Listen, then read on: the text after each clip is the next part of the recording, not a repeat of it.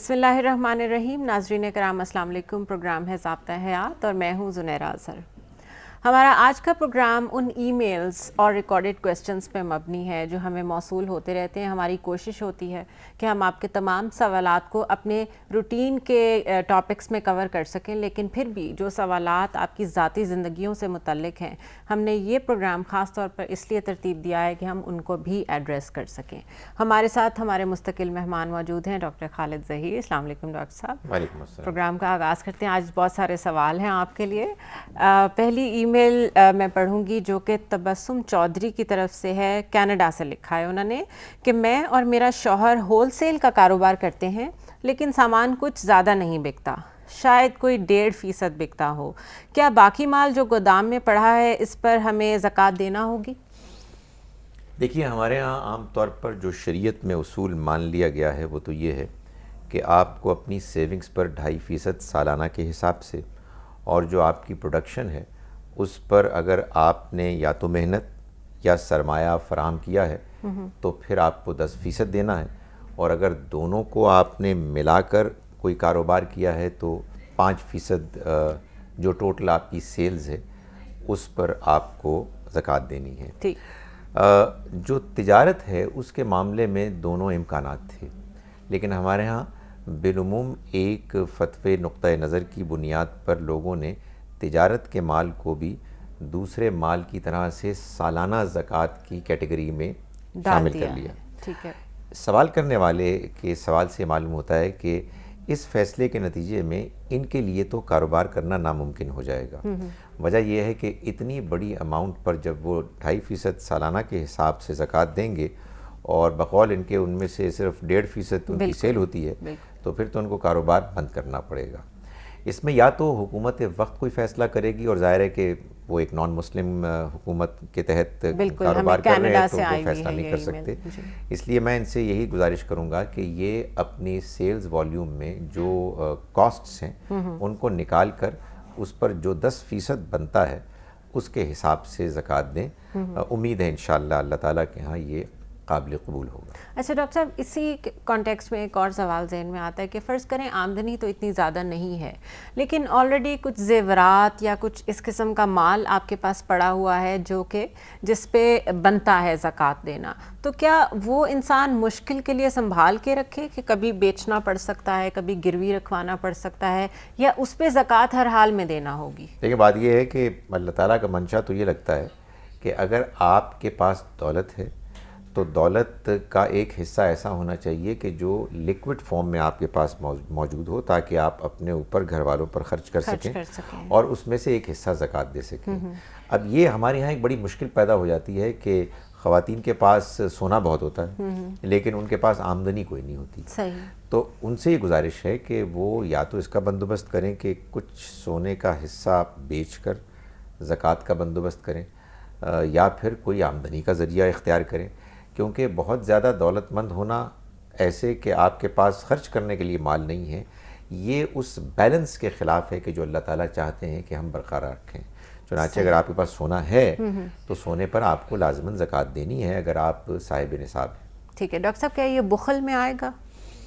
یہ جو آپ نے کیس بیان کیا ہے وہ تو ذرا آپ کہیے کہ کیش اور دولت کی مس مینجمنٹ اور جس کو ہم کیش فلو کہتے ہیں اس کی پرابلم کے ضمن میں آئے گا. لیکن بہرحال اگر کوئی شخص اصرار کرتا ہے کہ میں زکوٰۃ نہیں دے رہا تو یہ بخل ہے، اور ایسا بخل ہے کہ جس پر اللہ تعالیٰ کے ہاں باز پرس ہوگی. صحیح. ڈاکٹر صاحب، ایک ریکارڈڈ کویسچن لیں گے ہم. جی. میرا نام محمد زین بن سعید ہے اور میرا سوال ہے کہ زکوٰۃ اگر حکومت کا ٹیکس ہے تو حکومت تو ہم سے اور بھی کئی قسم کے ٹیکس وصول کر رہی ہے، تو اس کے بعد کیا زکوٰۃ دینا ضروری ہے؟ جی ڈاکٹر صاحب. جی، اس میں تو کوئی شک نہیں کہ مسلمانوں کی حکومت کو مسلمانوں سے صرف زکوٰۃ ہی وصول کرنی چاہیے، اور اس زکوٰۃ کے مال سے وہ اپنے حکومت کے اخراجات اور دوسری جتنے بھی زکوٰۃ کے مد میں مختلف ایونیوز ہیں جس اخراجات کے، ان پر اس کو خرچ کرنا چاہیے. صحیح. لیکن اس وقت صورتحال یہ ہے کہ حکومت زکوٰۃ تو ٹھیک طرح سے ڈھنگ سے لیتی نہیں ہے اور ٹیکس بہت وصول کرتی ہے. تو اس میں ظاہر ہے کہ ایک عام آدمی کے اوپر تو یہ بوجھ نہیں ڈالا جا سکتا کہ ایک جانب آپ ٹیکس بھی دیں اور دوسری جانب آپ زکوٰۃ بھی دیں. یہ مان لینا چاہیے کہ حکومت کو زکوٰۃ دینی چاہیے تھی لیکن وہ اس کو ٹیکس کے نام پر وصول کر رہی ہے. صحیح. آپ ایسا نہیں کریں گے تو پھر اس کا لازمی نتیجہ یہ نکلے گا کہ لوگ ٹیکس کے معاملے میں جھوٹ بولیں گے اور زکوٰۃ دیں گے. لیکن اس میں ایک فرق کرنا ضروری ہے. ٹیکس کچھ ڈائریکٹ ہوتے ہیں اور کچھ انڈائریکٹ ہوتے ہیں. میں سمجھتا ہوں کہ زکوٰۃ کی کیٹیگری کا ٹیکس صرف ڈائریکٹ ٹیکس ہی کو ماننا چاہیے. انڈائریکٹ ٹیکس اگرچہ کہ زیادتی ہے، ظاہر ہے کہ اس کے نتیجے میں قیمتوں میں اضافہ ہوتا ہے، لیکن بہرحال اس کو زکوٰۃ کے ہم پلہ قرار دینا یہ ذرا مشکل اور غیر مناسب لگتا ہے. تو ڈاکٹر صاحب کیا ہر بندہ اپنے طور پر یہ فیصلہ کرے کہ وہ زکوٰۃ دے گا کہ نہیں دے گا؟ کیونکہ ڈائریکٹ ٹیکسز تو بہت زیادہ لگتے چلے جا رہے ہیں. مثال کے طور پہ سیلاب آ گیا اس کا بھی ٹیکس لگ جاتا ہے، زلزلہ آ گیا اس کا بھی ٹیکس لگ جاتا ہے. تو یہ تو نہ ختم ہونے والی ایک کہانی ہے. آپ کو فیصلہ کرنا ہے نا. ایک جانب اللہ کا ہم سے تقاضا یہ ہے کہ ہم جھوٹ نہ بولیں، ٹھیک. دوسری جانب اس کا تقاضا یہ ہے کہ ہم زکوٰۃ دیں، تیسری جانب حکومت سے تقاضا یہ ہے کہ وہ ہم سے صرف زکوٰۃ لے.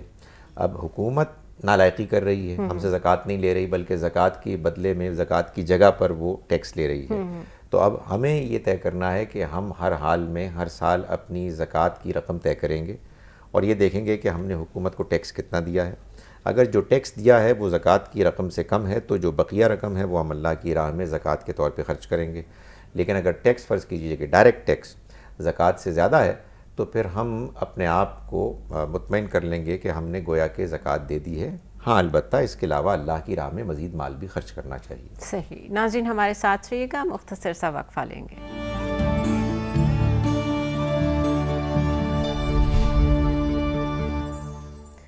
ویلکم بیک ناظرین. آج ضابطہ حیات میں ہم آپ کے سوالات کا جو ہمیں ای میلز کے ذریعے اور مختلف ذرائع سے موصول ہوئے ہیں اس کا جواب دے رہے ہیں. دوبارہ سلسلہ شروع کرتے ہیں.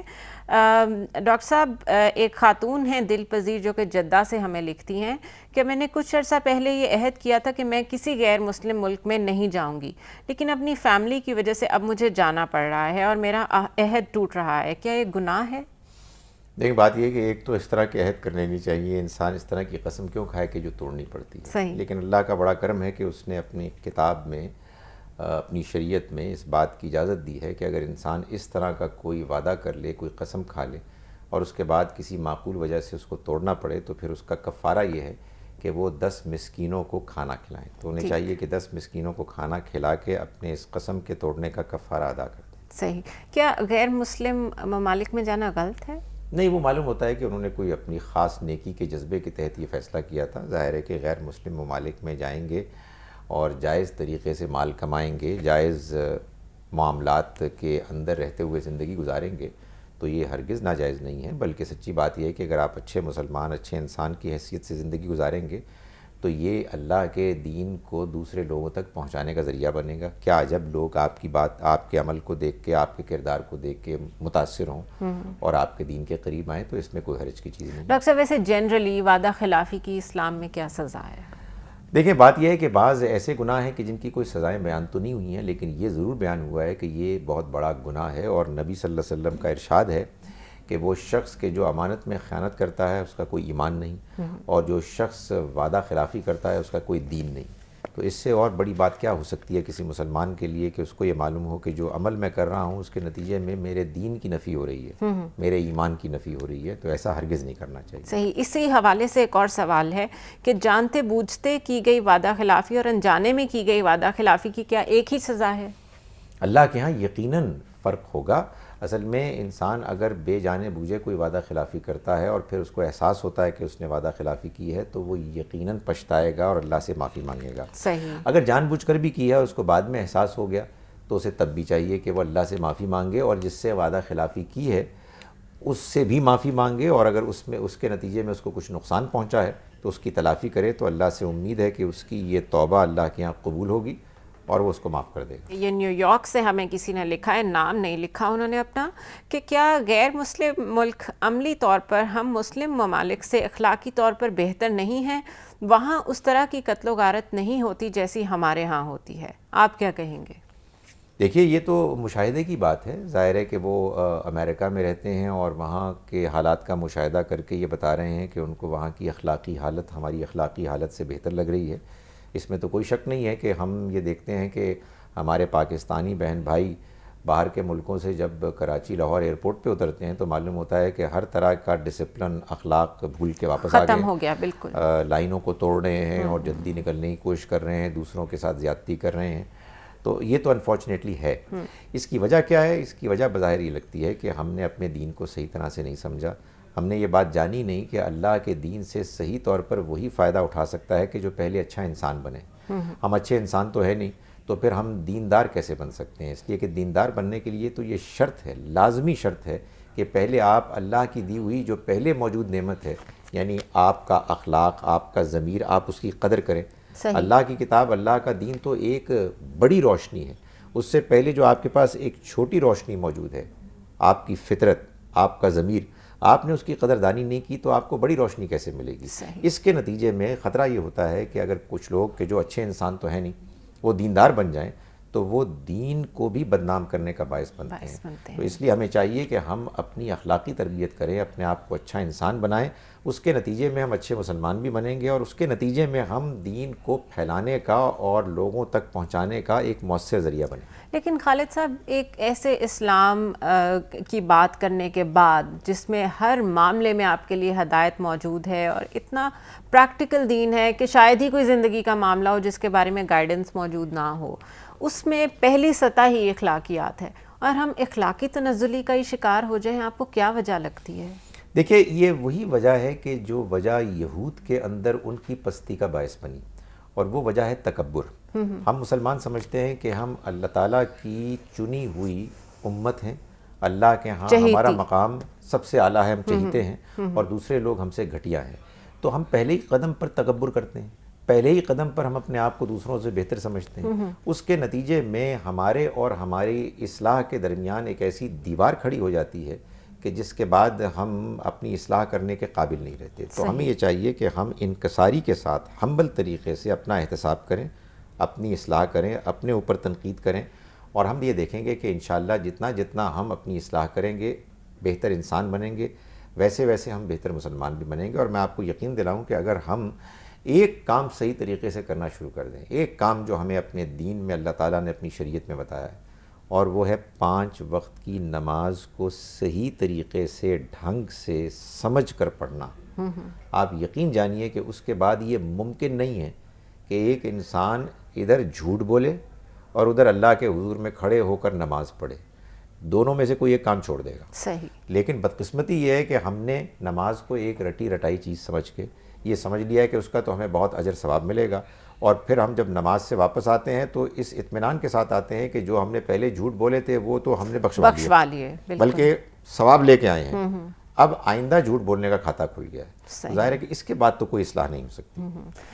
ایک ریکارڈڈ کویسچن ہے ہمارے پاس. جی، میرا نام آمنہ خان ہے اور میرا سوال ہے کہ غیر مسلم اور کافر میں کیا فرق ہے؟ جی ڈاکٹر صاحب. دیکھیے، بات یہ ہے کہ غیر مسلم وہ ہوتا ہے کہ جو ابھی مسلمان نہیں ہوا. صحیح. اور کافر وہ شخص ہے کہ جس کو یہ بات معلوم ہو گئی کہ اللہ کا پیغام قرآن مجید اور نبی اکرم صلی اللہ علیہ وسلم کے دین کی صورت میں اس تک پہنچ گیا ہے، اسے یہ بات سمجھ میں آ گئی ہے، اور پھر وہ اس کو ضد، ہٹ دھرمی، تکبر کی وجہ سے ٹھکرا دیتا ہے. ٹھیک. یہ شخص ہے کافر. کسی غیر مسلم کو ہم کافر کیسے کہہ سکتے ہیں جبکہ ابھی ہمیں یہ معلوم ہی نہیں ہے کہ اس کو پوری بات سمجھ میں آئی ہے یا نہیں آئی ہے. صحیح. پہلے تو بات پہنچے گی. ڈاکٹر صاحب، یہ ڈٹرمن کیسے ہوگا کہ جس کو ہم کافر کہہ رہے ہیں اور ہم کہہ رہے ہیں اس تک بات پہنچ گئی، ہو سکتا ہے اس تک بات صحیح طریقے سے نہ پہنچی ہو، مطلب اس نے سامنے کھڑے ہو کے سنی تو ہو، اس نے واقعی اس کو اپنے تک پہنچنے کا ذریعہ بیچ میں جو بھی تھا اس کو اڈاپٹ تو کیا، لیکن اس کو سمجھ نہ آئی ہو. اس کو طے کرنے کی مجھے اور آپ کو اس دنیا میں کوئی ضرورت ہی نہیں ہے. صحیح. یہ طے ہوگا اللہ کی عدالت میں، جہاں ہر جو چیز طے ہوگی وہ بالکل صحیح طریقے سے انصاف کے عین مطابق ہوگی. اس دنیا میں تو ہمیں ہر انسان کے بارے میں ایک مثبت رائے رکھتے ہوئے اسے دعوت دینی ہے، اسے صحیح بات سمجھانی ہے، اور اللہ سے دعا کرنی ہے کہ اس کا دل حق کے لیے کھل جائے. تو کیا آپ یہ کہہ رہے ہیں کہ ہمیں کسی کو کافر کہنے کا کوئی حق نہیں؟ کوئی حق حاصل نہیں ہے. سچی بات یہ ہے کہ جو شخص کسی دوسرے کو کافر کہتا ہے تو وہ اس بات کو پھر بیان کر رہا ہے کہ مجھے معلوم ہے کہ اس کے پاس دین کا پیغام پہنچ گیا، اس کو سمجھ میں آ گیا، اس نے اس کو صحیح جان لیا، اس کے باوجود وہ جان بوجھ کر اس کو ٹھکرا رہا ہے. اس کے لیے تو ایک شخص کو پھر دعویٰ کرنا پڑے گا کہ میں اللہ ہی کی طرح میں غیب کا علم جانتا ہوں. یہ تو پیغمبروں کو بھی نہیں ہوتا تھا. صحیح. پیغمبروں کو بھی اللہ تعالیٰ وحی کے ذریعے سے بتاتے تھے تو ان کو یہ معلوم ہوتا تھا کہ فلاں شخص کفار کافر کون ہے, ہیں. فلاں منافق ہے, ورنہ وہ دعوت دیتے تھے اور لوگوں کو اللہ کے دین کے قریب بلاتے تھے. تو ڈاکٹر صاحب جو آج کل ہم کفر کے فتوے آئے دن سنتے رہتے ہیں, یہ کیا ہے؟ دین سے ناواقفیت اور حد درجے کی دین کے معاملے میں ایک غیر ذمہ دارانہ روش, اور ایسے تمام لوگوں کو اللہ سے ڈرنا چاہیے. اللہ کی عدالت میں کھڑے ہو کے آپ کو جواب دینا پڑے گا کہ آپ نے کس بنیاد پر بلبوتے ہوئے یہ کہا کہ فلاں شخص نے جان بوجھ کر اللہ کے دین کو ٹھکرایا ہے. آپ کا کام صرف اور صرف دعوت دینا ہے, ہمدردی کے ساتھ اور دوسرے لوگوں کی اصلاح کے مقصد کے تحت. صحیح. ناظرین ہمارے ساتھ رہیے گا, سوال و جواب کا سلسلہ ابھی جاری ہے. It's time for a short break.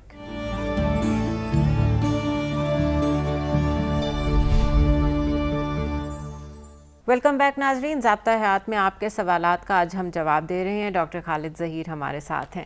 Doctor صاحب طائف سے ہمیں احتشام لکھتے ہیں کہ اگر آپ کے رشتہ دار آپ کے کسی بھائی کو اڈاپٹ کر لیں, اپنا لیں, اور کچھ عرصے بعد آپ کے والدین اس بچے کو واپس مانگیں تو کیا یہ جائز ہے؟ دیکھیں, اس طرح کے معاملات میں کوئی شریعت میں واضح حکم نہیں ہوتا. یہ وہ چیز ہے کہ جس کو اخلاقی حدود کو سامنے رکھتے ہوئے آپس میں طے کرنا چاہیے. ظاہر ہے اس میں ایک طرف تو معلوم ہوتا ہے کہ جنہوں نے اپنے بچے کو اڈاپٹ کرنے کے لیے دیا انہوں نے ایک وعدہ کیا. صحیح. اب اگر وہ واپس مانگ رہے ہیں تو ان کا واپس مانگنا جائز تو نہیں بنتا. لیکن اگر فرض کیجئے کہ اس میں کچھ زیادہ عرصہ نہیں گزرا اور جن کو دیا گیا بچہ اڈاپٹ کرنے کے لیے وہ محسوس کریں کہ آخر والدین ہیں, ان کی محبت کا یہ تقاضا ہے کہ وہ اس کو واپس لینا چاہتے ہیں, بے چین ہو رہے ہیں, تو انہیں اس کا اناؤنس دینا چاہیے. اس کو بجائے اس کے کہ کسی قانونی طریقے سے طے کرنے کی کوشش کی جائے, انسانی ہمدردی کو سامنے رکھتے ہوئے والدین کی محبت اور دوسری جانب اڈاپٹ کرنے والے کے اس کے ساتھ تعلق کو سامنے رکھتے ہوئے فیصلہ کرنا چاہیے. میں سمجھتا ہوں کہ اگر یہ مقدمہ بھی کسی کے پاس جائے گا تو اسے یہ دیکھنا چاہیے کہ وہ بچہ کس کے پاس کتنا عرصہ رہا.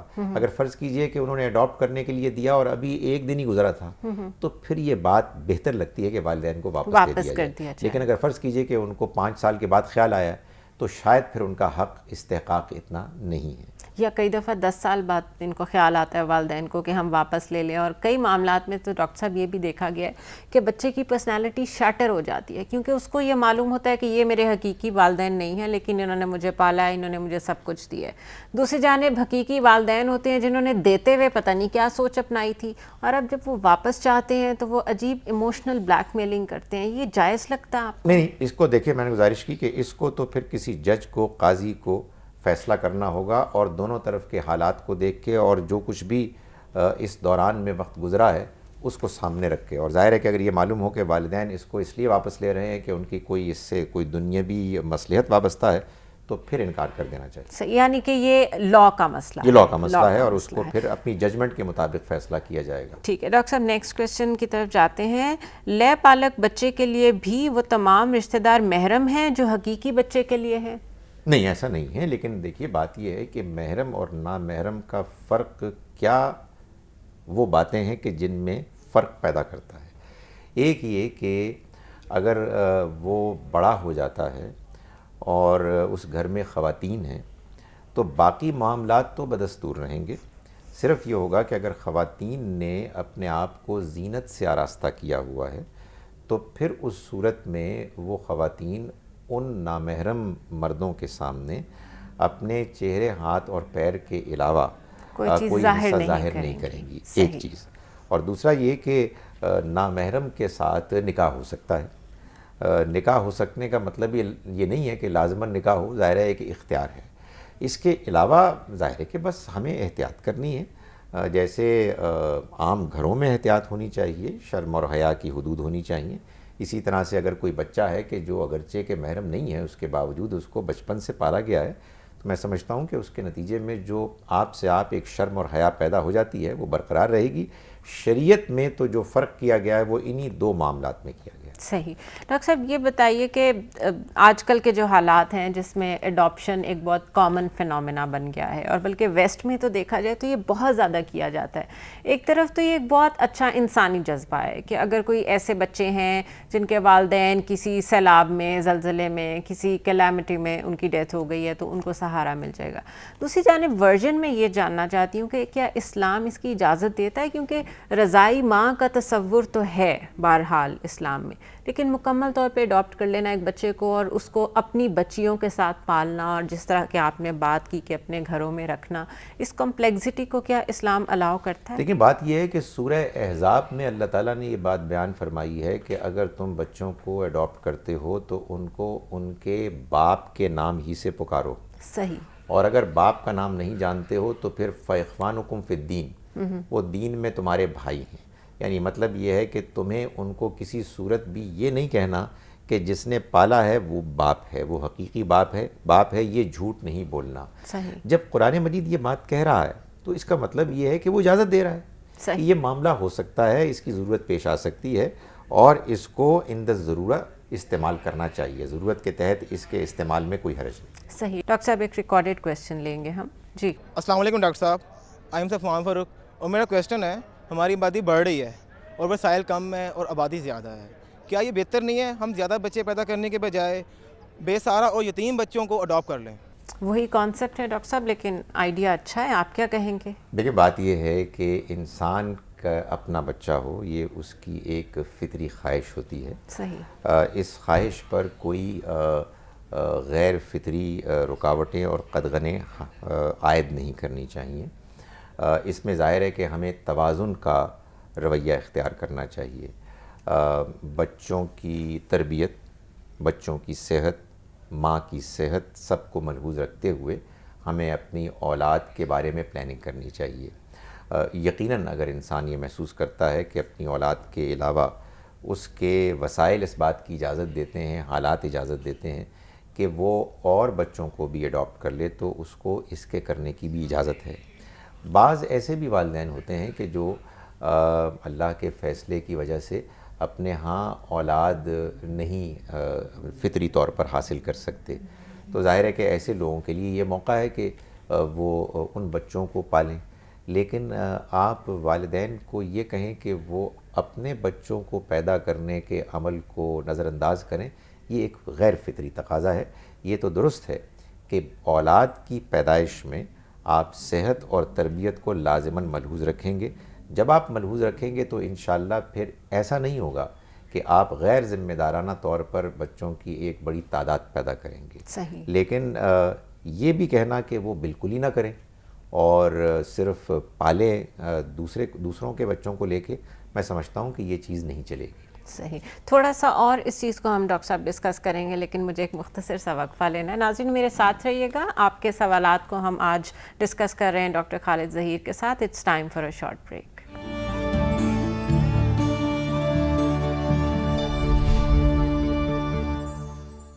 ویلکم بیک ناظرین، ایک دفعہ پھر آپ کے سوالات لے کر میں آپ کے سامنے ہوں اور ڈاکٹر خالد ظہیر سے ہم اس کے جوابات لے رہے ہیں.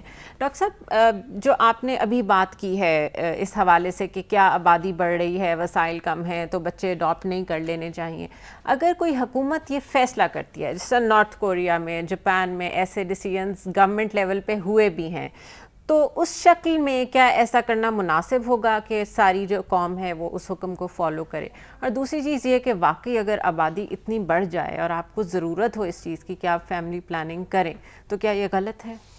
دیکھیں اس کے دو حصے ہیں. ایک تو یہ کہ اگر کوئی حکومت ایسا فیصلہ کر لے تو جب آپ کسی حکومت کے تحت رہتے ہیں تو آپ کو بہرحال اس کے فیصلے کی پابندی کرنی ہے، الا یہ کہ آپ یہ محسوس کریں کہ یہ فیصلہ اتنا غلط اور حکم اتنا غیر اخلاقی یا غیر شرعی ہے کہ آپ اس پر عمل نہیں کر سکتے، تو آپ ہجرت کریں. صحیح. لیکن کیا حکومت کو ایسا فیصلہ کرنا چاہیے؟ میں اب تک یہی سمجھتا ہوں کہ دیکھیے، اگر ہم ایک توازن کے ساتھ زندگی گزاریں اور ہم یہ طے کریں کہ ہمیں اپنے آنے والے بچوں کے لیے ان کی تربیت، ان کی صحت کے نقطہ نظر سے بہرحال پہلے سے پلاننگ کرنی ہے، اور اس پلاننگ کی غرض سے اگر کوئی جائز اخلاقی حدود کے اندر میجرز اڈاپٹ کرنے کا موقع ہے تو اس سے ہمارا دین نہیں روکتا. صحیح. جب آپ یہ فطری پلاننگ کریں گے، جس میں مثال کے طور پر قرآن مجید نے خود کہا کہ ماں اپنے بچے کو دودھ پلاتی ہے 2 سال تک، اور آپ یہ گیپ دیتے ہیں اور ماں کی صحت کا بھی لحاظ رکھتے ہیں،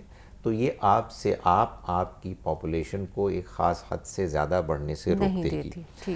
اس وجہ سے جب آپ یہ سلوگن ریز کریں گے کہ ہماری آبادی بہت بڑھ گئی ہے، ہم کھائیں گے پئیں گے کہاں سے، یہ سچی بات ہے کہ محسوس ہوتا ہے کہ اللہ تعالیٰ کے اس وعدے کو چیلنج کرنا ہے کہ جس میں اس نے کہا تھا کہ اس دنیا میں جو بھی آتا ہے، چاہے وہ والدین ہوں چاہے اولاد ہوں، اللہ تعالیٰ ہے کہ جو ان کو رزق مہیا کرتا ہے. رزق کی ذمہ داری اللہ نے لی ہے. ہماری ذمہ داری اولاد کی تربیت ہے اور اولاد اور ماں کی صحت کا خیال رکھنا ہے. ہم اپنی ذمہ داری پوری کریں گے تو انشاءاللہ اللہ تعالیٰ آپ دیکھیں گے کہ اپنے وعدے کو پورا کریں گے. اچھا ڈاکٹر صاحب، ایک چیز میرے مائنڈ میں اور آ رہی ہے کہ فرض کریں اس طرح کی یا کوئی اور پالیسی گورنمنٹ اڈاپٹ کرتی ہے جس کا تعلق براہ راست ہماری پرائیویٹ لائف سے ہے، تو کیا اس کی اجازت ہے؟ دیکھیں، بات یہ ہے کہ حکومت جب فیصلہ کرے گی اور ہمیں موقع ہوگا تو ہم ان کو یہ کہیں گے کہ اس طرح کے پرائیویٹ معاملات میں کہ جن میں ایک جانب اخلاق ہیں اور دوسری جانب لوگوں کی جائز خواہشات ہیں، ان پر آپ پابندی عائد نہ کریں. لیکن دوسرا سوال یہ ہے کہ فرض کیجئے کہ انہوں نے ہماری بات نہیں مانی اور وہ فیصلہ کر لیتے ہیں، تو پھر آپ اس فیصلے، اس قانون کو ماننے کے پابند ہیں. آپ نہیں ماننا چاہتے تو برائے کرم اس ملک کو چھوڑ کے چلے جائیں. یہ نہیں ہو سکتا کہ آپ ملک میں بھی رہیں اور اس کے قانون کی خلاف ورزی بھی کریں اور آپ یہ کہیں جی کہ یہ ہمارا حق ہے. صحیح. اچھا ڈاکٹر صاحب، نیکسٹ کویسچن ہمارے پاس یہ بھی کینیڈا سے آیا ہے. وہ پوچھ رہے ہیں کہ ہمارے اندر غیر مسلموں کے لیے اس قدر نفرت کیوں پیدا ہو گئی ہے؟ ہم سب ایک ہی آدم کی اولاد ہیں، پھر ہم ایک دوسرے سے اتنی نفرت کیوں کرتے ہیں؟ 2-3 وجوہات ہیں. ایک وجہ تو جو ہم نے ابھی ڈسکس کی، ہم اپنے آپ کو سپیریئر سمجھتے ہیں اور دوسروں کو گھٹیا سمجھتے ہیں، اور اسی کا ایک دوسرا پہلو بھی ہم نے ڈسکس کیا کہ ہم ان کو کافر سمجھتے ہیں. صحیح. ہمارا یہ خیال ہے کہ وہ ہمارے دین کا انکار کرنے والے ہیں، اس وجہ سے وہ ہمارے دشمن ہیں. اور قرآن مجید نے جو باتیں کفار کے بارے میں بتائی ہیں ان میں سے ایک بات یہ بھی ہے کہ یہ بدترین حیوانوں سے بھی بدتر ہے. تو ظاہر ہے کہ جب آپ کا تصور کسی انسان یا کسی قوم کے بارے میں یہ ہوگا تو کہ وہ حیوانوں سے بھی بدتر ہے، آپ ان کی عزت کیسے کر سکتے ہیں؟ اور تیسری بات یہ ہے کہ قرآن مجید میں جو یہود و نصارہ کے بارے میں بعض باتیں بیان ہوئی ہیں اس کو انفارچونیٹلی غلط سمجھ کے بہت زیادہ عام کر دیا گیا ہے. صحیح. اور وہ یہ ہے کہ اللہ تعالیٰ نے قرآن مجید کے نزول کے زمانے میں بعض یہود و بعض نصارہ قرآن مجید اور نبی صلی اللہ علیہ وسلم اور آپ کی دعوت کا مذاق اڑاتے تھے. صحیح. دشمنی کرتے تھے. اللہ تعالیٰ نے فرمایا کہ ان یہودیوں اور ان نصرانیوں کو تم اپنا دوست نہ بناؤ. صحیح. ہم نے اس کو جنرلائز کر دیا. ہم نے اس کو تمام یہودیوں، تمام نصرانیوں، تمام غیر مسلموں کے اوپر اپلائی کر دیا، اور ہمیشہ کے لیے اپلائی ہمیشہ کے لیے کر دیا، جو بالبداہت ایک غلط بات ہے. اللہ تعالیٰ اسی قرآن میں اجازت دے رہے ہیں کہ مسلمان مرد غیر مسلم اہل کتاب عورتوں سے نکاح کر سکتے ہیں. تو یہ کس طرح ہو سکتا ہے کہ ایک جانب تو وہ نکاح کرنے کو کہہ رہے ہیں، دوسری طرف کہہ رہے ہیں کہ وہ تمہارے دوست نہیں ہو سکتے؟ قرآن مجید میں کوئی ایسی بات نہیں ہے کہ جو ایک دوسرے سے ٹکراتی ہو. قرآن اللہ کی کتاب ہے اور یہ تضادات سے پاک کتاب ہے. بالکل. اس لیے اصل میں اس کتاب کو صحیح طرح سے نہ سمجھنے کے نتیجے میں ہمارا غیر مسلموں کے بارے میں وہ رویہ پیدا ہوا ہے کہ جس سے بدقسمتی سے ہم ان سے نفرت کرتے ہیں، ان کو حقارت کی نگاہ سے دیکھتے ہیں. ڈاکٹر صاحب، ریکارڈڈ کویسچن دوبارہ لیں گے ہم. جی السلام علیکم ڈاکٹر خالد. میرا کویشچن آپ سے یہ ہے کہ رسول اللہ تو دین میں آسانی کو پسند کرتے تھے، مگر ہمارے ہاں مشکل کو کیوں پسند کیا جاتا ہے، اور آسانی کو پسند کرنے والوں کو دین میں کمتر کیوں سمجھا جاتا ہے؟ جی ڈاکٹر صاحب. دیکھیں، میرا خیال ہے کہ اس کی 2 وجوہات ہیں. ایک تو یہ ہے کہ ہمارے ہاں عام طور پر جو لوگ دین بیان کرتے ہیں انہوں نے یہ طے کیا ہے کہ اصل میں دین ہم نے خود سمجھ کر بیان ہی نہیں کرنا ہے. ہم تو اصل میں تقلید کرتے ہیں. ہمیں تو جو کچھ بتا دیا گیا ہے ہم نے اس کو ویسے ہی بیان کرنا ہے. اب ظاہر ہے کہ بیان کرنے والوں نے جو بات بیان کی ہے اس کی وجہ کیا ہے، اس کی دلیل کیا ہے، انہوں نے کس کو سامنے رکھ کر کیا بات کی ہے، یہ تو ظاہر ہے کہ ساری چیزیں معلوم ہوں گی تو ہم یہ تبصرہ کر سکتے ہیں کہ انہوں نے یہ بات کیوں کی. صحیح. اس لیے آپ جب دین بیان کریں گے تو آپ یہ دیکھیں گے کہ جس کو آپ بات بتا رہے ہیں وہ کون ہے، اس کا پس منظر کیا ہے، اس کے حالات کیا ہیں، اور ظاہر ہے کہ اس کے لیے آسانیاں تلاش کریں گے. یہ بات سوال کرنے والے نے بالکل صحیح پوچھی ہے کہ نبی صلی اللہ علیہ وسلم نے بھی یہ ارشاد فرمایا کہ یسروا ولا تعسروا، آسانیاں پیدا کرو، مشکلات نہ پیدا کرو. اللہ تعالیٰ نے بھی قرآن مجید میں یہ فرمایا یرید اللہ بکم اليسر، اللہ تمہارے لیے آسانیاں چاہتا ہے، ولا یرید بکم العسر، تمہارے لیے مشکلات نہیں چاہتا. ایک دوسری وجہ مجھے یہ لگتی ہے لوگوں کی دین میں مشکلات پیدا کرنے کی کہ بعض لوگ بہت زیادہ احتیاط پسند ہوتے ہیں، یعنی ان کی کوشش یہ ہوتی ہے کہ وہ جو آخری حد ہے احتیاط کی اس کو ملحوظ رکھا جائے. اچھا میں یہ کہتا ہوں کہ آپ اپنے لیے کرنا چاہتے ہیں ضرور کریں، لیکن اس کو دوسروں کو بتاتے ہوئے آپ یہ کیوں کرتے ہیں؟ اور اس کو اصل دین قرار دے دیا جاتا ہے، اور پھر وہ شخص کے جو اللہ اور اس کے رسول کے حکم کے تحت آسانیاں بیان کر رہا ہے اس کا مذاق اڑایا جاتا ہے، اس کو کمتر سمجھا جاتا ہے، اس کو گمراہ سمجھا جاتا ہے. تو یہ اصل میں دین کو صحیح طرح سے نہ سمجھنے کے نتیجے میں ایسا ہوتا ہے. لوگ تقلید کرتے ہیں آنکھیں بند کر کے، نہ سوال کرتے ہیں نہ بات کو سمجھتے ہیں. اور دوسرا یہ کہ ایک غیر ضروری حد تک احتیاط کو ملحوظ رکھ کے وہ دین کو اتنا مشکل بنا دیتے ہیں کہ نہ اپنے لیے اور نہ کسی دوسرے کے لیے اس پر عمل کرنا ممکن رہتا ہے. صحیح. ناظرین ہمارے ساتھ رہیے گا، مختصر سا وقفہ لیں گے. Stay with us.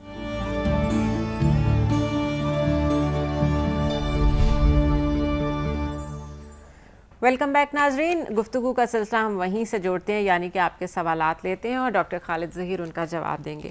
ڈاکٹر صاحب، کینیڈا سے ایک اور ای میل ہے. میں کینیڈا میں رہتا ہوں. کام کی جگہ پر وضو کے دوران سنک پر پاؤں دھونا اچھا نہیں سمجھا جاتا. میں لوگوں سے چھپ کر واش روم میں پاؤں دھوتا ہوں اور پھر دوبارہ جوتے پہن لیتا ہوں. دفتر میں وضو کے لیے اور کوئی جگہ نہیں ہے. کیا میں پاؤں پر مسح کر سکتا ہوں اور ایک مسح کتنی مدت تک رہ سکتا ہے؟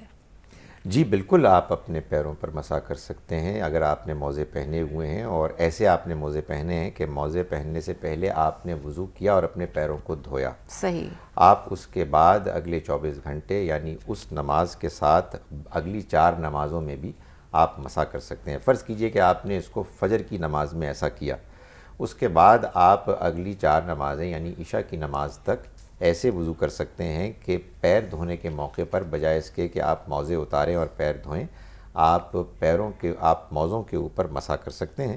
اور پھر اگلے روز دوبارہ آپ پیر پہلے دھوئیں گے فجر کی نماز میں اور موزے پہنیں گے، اور پھر بقیہ 4 نمازوں میں وضو کے لیے اگر آپ جاتے ہیں تو آپ بقیہ وضو تو باقاعدگی سے ویسے ہی کریں گے جیسے کہ آپ کرتے ہیں، لیکن پیر دھونے کے موقع پر آپ صرف مسح کریں گے. یہ آپ کو اللہ تعالیٰ نے اجازت دی ہے. اگر آپ کسی شہر میں رہتے ہیں تو ایک دن میں آپ 1 مرتبہ اس سے فائدہ اٹھا سکتے ہیں، اور اگر آپ سفر میں ہیں تو آپ 72 گھنٹے یعنی 3 دن تک اللہ کی دی ہوئی اس سہولت سے فائدہ اٹھا سکتے ہیں. صحیح. ڈاکٹر صاحب، ہرا ہم سے پوچھتی ہیں کہ میں نے سنا ہے کہ درود شریف میں وسلم اور وسلم دونوں الفاظ ٹھیک ہیں، آپ کیا کہتے ہیں؟ دیکھیے یہ 2 الگ الگ درود ہیں. جب آپ کہیں گے صلی اللہ علیہ تو پھر آپ کو وسلم کہنا ہے، اس لیے کہ اصل میں صلی اللہ میں بھی جو فعل ہے وہ ماضی ہے اور وسلم بھی ماضی فعل ہے. ٹھیک ہے. لیکن اگر آپ کہیں صلی یعنی فعل امر کہ تو رحمت نازل فرما تو پھر وسلم کہیں گے کہ سلامتی بھی نازل فرما.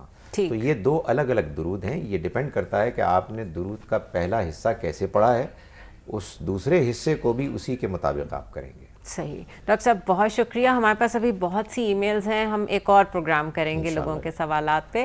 ناظرین، پروگرام آپ نے دیکھا، سوالات پوچھتے رہیے کیونکہ یہ زندہ معاشرے کی علامت ہے، اور ہم کوشش کریں گے کہ آپ کے سوالات کے جتنے جوابات دے کر آپ کو سیٹسفائی کر سکتے ہیں ضرور کریں. مجھے اجازت دیجیے. اللہ حافظ.